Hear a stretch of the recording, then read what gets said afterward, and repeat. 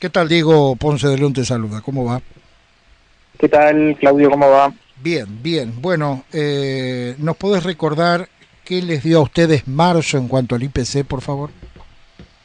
Y marzo al principio nos había dado 3,7%, pero sobre la hora nos llegaron aumentos de los colegios que seguimos y terminó dando 4,2%, Ujú. lo cual es el nivel más alto mensual del año, ¿no?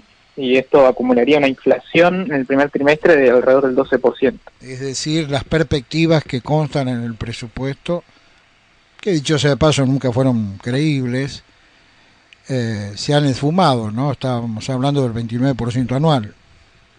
Sí, exactamente. Se necesita un milagro para cumplirse eso y técnicamente el gobierno no está haciendo nada para que se Ujú. cumpla, porque necesitaríamos que todos los meses que siguen a partir de ahora dé una inflación mensual de menor al 2%, alrededor del 1,5 mensual Claro, todos los meses. es un imposible. Eh, es un imposible y es más que nada una forma que tuvo el ministro para negociar las paritarias alrededor de ese número, diciendo, bueno, cerremos en 33% y tenés una variación real, lo cual los sindicatos pues van a terminar seguramente pidiendo una revisión, porque el piso de este año es 40% y va a estar coqueteando con el Bien. 50% en algún momento. Ahora, de este 4,2% que les dio marzo, eh, yendo un poco a la inflación que más le impacta al que menos tiene, ¿no? Que son los alimentos. ¿Cómo estamos en ese rubro?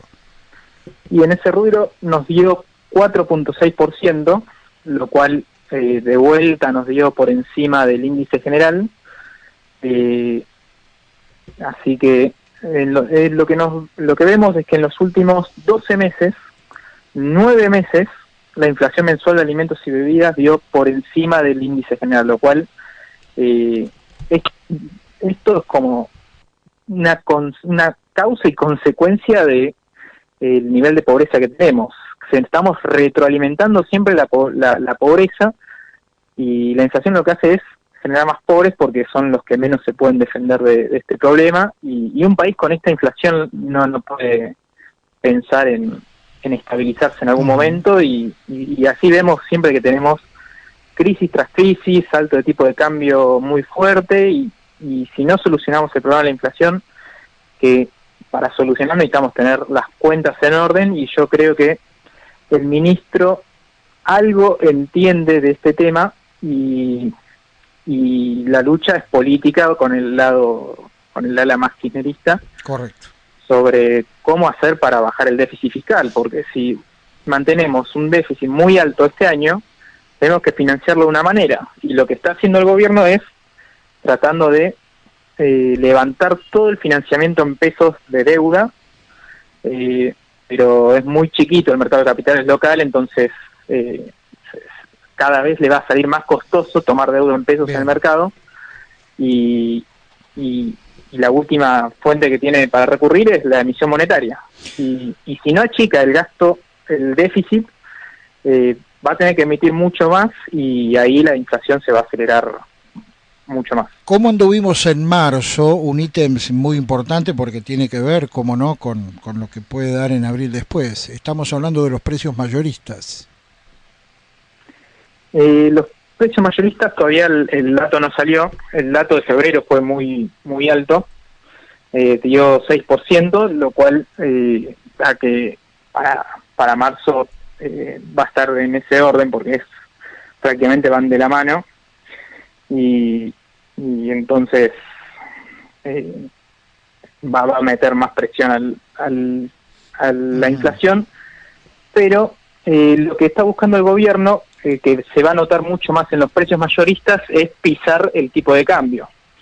Si vemos en enero, el tipo de cambio promedio varió un 4%, en línea con la inflación mensual de enero, después bajó al 3,2%, más un poco por debajo de la inflación mensual, y en marzo ya bajó mucho más la aceleración del tipo de cambio al 2,7%. Bien. Entonces, esto que se refleja en los precios mayoristas más fuertemente, es una forma que tiene el gobierno pisar la inflación y patear los problemas, los ajustes que necesita la economía para más adelante. Bueno, perspectivas ya redondeando para el mes de abril, ¿no? Un mes que estamos en curso.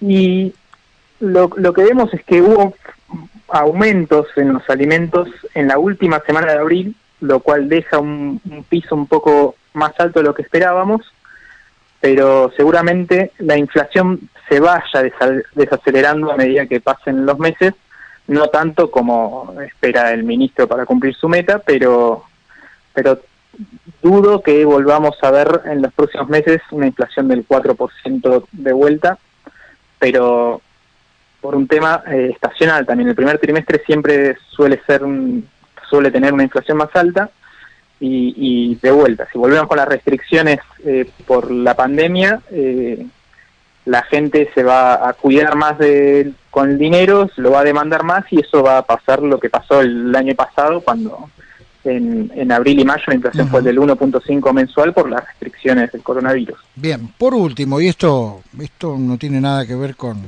el estudio científico de los niveles de inflación, sino más que nada con los comentarios, con lo que se dice en los pasillos, ¿no? ¿Está Martín Guzmán manejando el timón de la economía o es Kicillof? Y yo creo que eso es lo que se está disputando hoy en día en el frente de todos. Guzmán a veces tira frases en línea de lo que te dice la racionalidad económica, que el déficit fiscal no es ni reducir el déficit fiscal no es ni de izquierda ni de derecha, es algo que tiene que hacer cualquier país del mundo, que la inflación es un problema macroeconómico, no tiene nada que ver con los controles de precios ni nada de esto, y eso al ala más radical del gobierno no le gustó para nada, y yo creo que ahí se está imponiendo una postura de Kicillof más radical, con Paula Español y otros economistas que piensan de esa manera, y ahí está. Y el tema es que hay que negociar con el FMI, y ahí la cara tiene que ser la de Guzmán, porque que negocie Kicillof con el FMI no va a caer nada bien en el organismo. Estamos escuchando a Diego Picardo, economista él. Diego, que sigas tú muy bien, que tengas una buena jornada. Y buen día, Claudio. Nos vemos. Gracias por el llamado.